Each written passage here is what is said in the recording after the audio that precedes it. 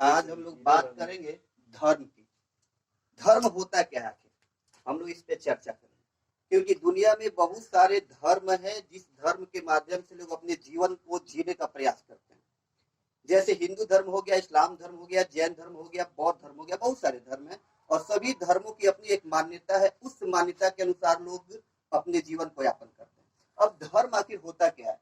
तो धर्म एक संस्कृत शब्द है, संस्कृत से धर्म लिया गया है और जिसका मतलब होता है धारण करना। यानी मनुष्य अपने जीवन में क्या धारण करता है और उसी के अनुसार अपने जीवन पद्धति को चलाता है। उदाहरण के तौर पे देखिए, अगर एक कोई चोर है तो चोरी करना उसका धर्म है।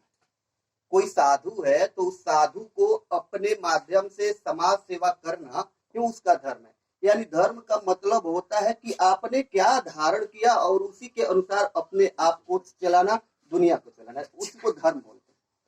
अब उसी धर्म में एक फेमस धर्म है इस्लाम धर्म, जिसको आम बोलचाल की भाषा में मुस्लिम धर्म बोला जाता है। मुसलमान लोग इस धर्म को मानते हैं, इस्लाम धर्म। और इस्लाम धर्म दुनिया का दूसरा सबसे ज्यादा माना जाने वाला धर्म है। यानी दुनिया में सबसे ज्यादा इस्लाम धर्म को लोग मानते हैं दूसरे नंबर पर। अब बात करते हैं कि इस्लाम धर्म की स्थापना कब, किसके द्वारा और कहां पे हुई थी। तो सबसे पहले इस्लाम धर्म के संस्थापक हजरत मोहम्मद साहब थे।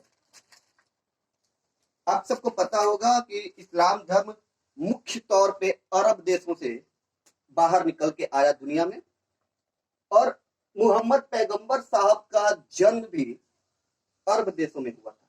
मोहम्मद पैगंबर साहब का जन्म 570 ईस्वी में मक्का में हुआ था और इसीलिए मक्का मुसलमानों का सबसे पवित्र स्थान है। मक्का में ही जो मस्जिद है उसके अंदर काबा है, जहां पर मुसलमान हज करने के लिए जाते हैं। यानी दुनिया में जितने भी मुसलमान हैं उन मुसलमानों की मान्यता है कि अपने जीवन में एक बार हम हज की यात्रा करें, और इसीलिए मुसलमान मक्का और उसके बाद मदीना में जाते हैं अपने हज यात्रा को पूरा करने के लिए। उदाहरण के तौर पर मैं थोड़ा सा इसको हिंदू धर्म से जोड़ दूं।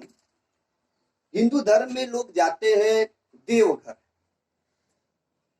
जिसको वैजनाथ धाम बोला जाता है। लेकिन कहा जाता है कि वैजनाथ धाम की यात्रा जब आप करने जाते हैं और जब तक बासुकीनाथ नहीं जाए तब तक आपकी यात्रा पूर्ण नहीं मानी जाती है। वैसे ही इस्लाम धर्म में आप मक्का जाते हैं और मदीना नहीं जाते हैं तो आपकी हज यात्रा पूरी नहीं मानी जाती है। यानी मोहम्मद पैगंबर साहब का जन्म 570 ईस्वी में हुआ था, मक्का में हुआ था। उनके पिता का नाम अब्दुल्ला था और माता का नाम अमीना था। यानी उनके माता पिता जो थे उनका नाम, पिता का नाम अब्दुल्ला और माता का नाम अमीना था।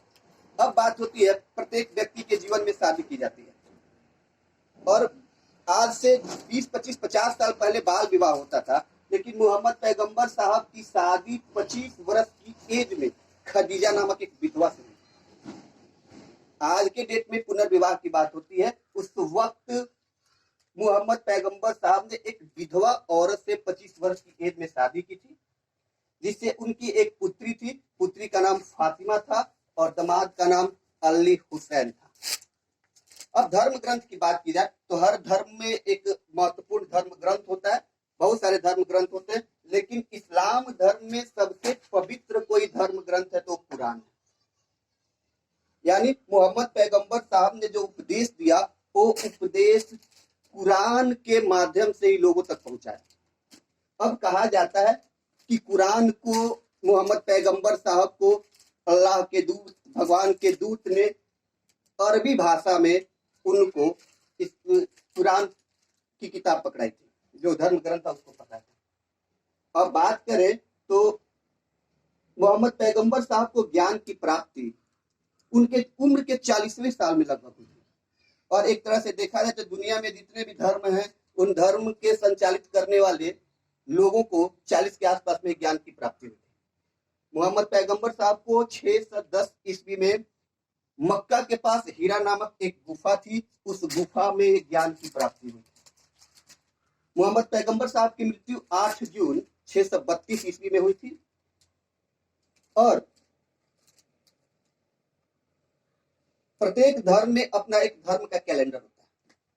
दुनिया में जितने धर्म हैं सभी धर्मों का अपना एक कैलेंडर होता है। अब इस्लाम धर्म में भी अपना एक कैलेंडर है, जिस कैलेंडर को हिजरी संवत के नाम से जाना जाता है। और ये हिजरी संवत कब से स्टार्ट हुआ तो इसकी बात करी जाए तो मोहम्मद पैगंबर साहब ने 622 ईस्वी में 24 सितंबर 622 ईस्वी से में मक्का से मदीना की यात्रा प्रारंभ की थी। और जिस दिन वो मक्का से मदीना के लिए यात्रा प्रारंभ किए थे उसी दिन से इस्लाम धर्म में अपना एक कैलेंडर चला जिसका नाम है हिजरी संवत। अब मोहम्मद पैगंबर साहब की बात है तो उनकी मृत्यु 8 जून 632 ईस्वी में हुई। और जितने भी धर्म है उस धर्म के संचालक जो लोग हैं संचालित किए हैं उनकी मृत्यु के बाद सभी धर्मों का विभाजन हो गया। और इस्लाम धर्म की बात करें तो मोहम्मद पैगंबर साहब की मृत्यु के बाद इस्लाम धर्म दो भागों में बट गया, एक शिया दूसरा सुन्नी।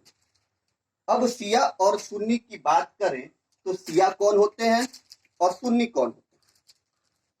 तो शिया वो मुसलमान होते हैं जो मोहम्मद पैगंबर साहब के दमाद के द्वारा जो मोहम्मद पैगंबर साहब की बाणी थी उसको मानकर जो संचालित अपने संप्रदाय को कर रहे थे वो शिया हो गया।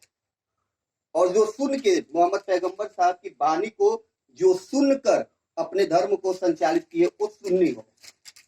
अब बात आती है कि प्रत्येक धर्म में एक उत्तराधिकारी होता है, राजाओं का भी अपना उत्तराधिकारी होता है जिसको युवराज बोला जाता था अपने भारत में हिंदू धर्म के अनुसार। मोहम्मद पैगंबर साहब के मृत्यु के बाद जो उनके धर्म को संचालित कर रहे थे उनको खलीफा बोला जाता था। अब बात करते हैं कि इस्लाम धर्म का भारत में आगमन कैसे।